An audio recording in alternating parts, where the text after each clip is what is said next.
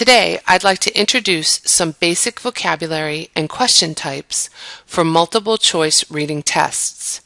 Let's start with some basic vocabulary for multiple choice questions. The question is called the stem. The answers include the key or correct answers and the foils or the incorrect answers. Now let's turn to the four main different question types you will see in a reading multiple choice test.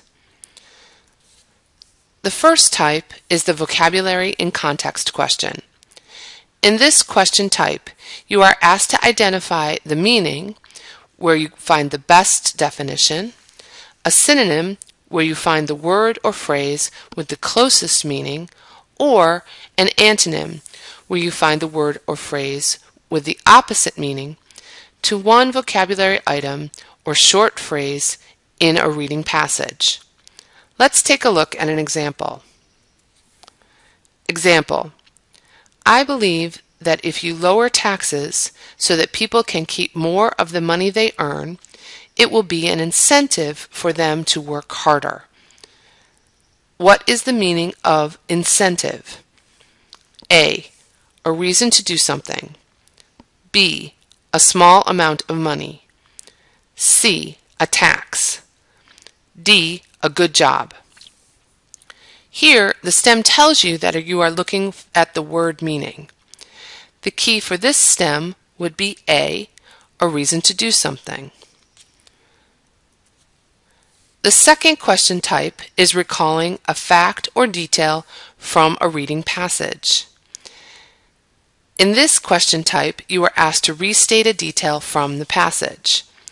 This detail could be a specific fact from the passage, a sequence of events from the passage, or the main idea of the passage or one of the paragraphs.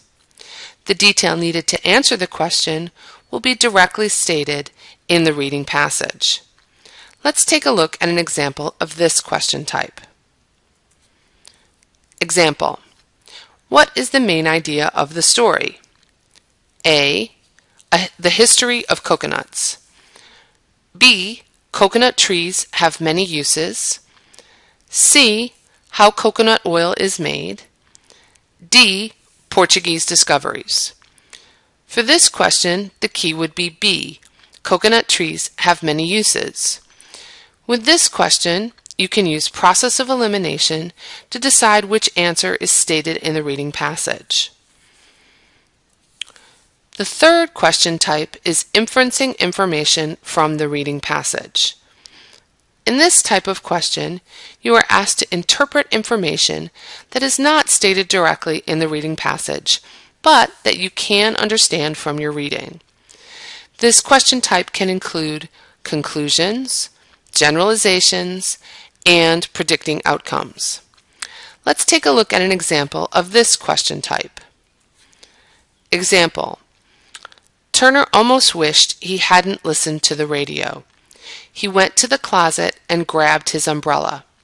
He would feel silly carrying it to the bus stop on such a sunny morning. Which probably happened?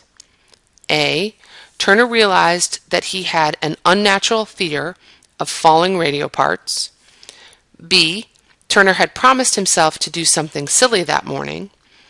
C, Turner had heard a weather forecast that predicted rain. D, Turner planned to trade his umbrella for a bus ride. In this question, the key would be C, Turner had heard a weather forecast that predicted rain. With this question type, you need to determine the key based on the best information you can find in the reading passage to support that choice. The final question type is evaluating information from the reading passage. In this type of question, you will be asked to interpret meaning not directly stated in the passage based on your reading of that passage. This question type includes evaluating author's purpose, style techniques, effect and intention, and aspects of character. Like the third question type, you will be asked to make a judgment that is not directly stated in the passage based on your reading of that passage. Let's take a look at an example of the final question type. Example: Lisa always looked forward to the fall because of the Harvest Festival. Of course, she loved the rides, but she really enjoyed the shows. This year would be the best. Lisa had a special opportunity to perform in the talent show. The author's purpose is to A. entertain, B. persuade, C. inform, D. create a mysterious mood. Here, the key would be C. inform.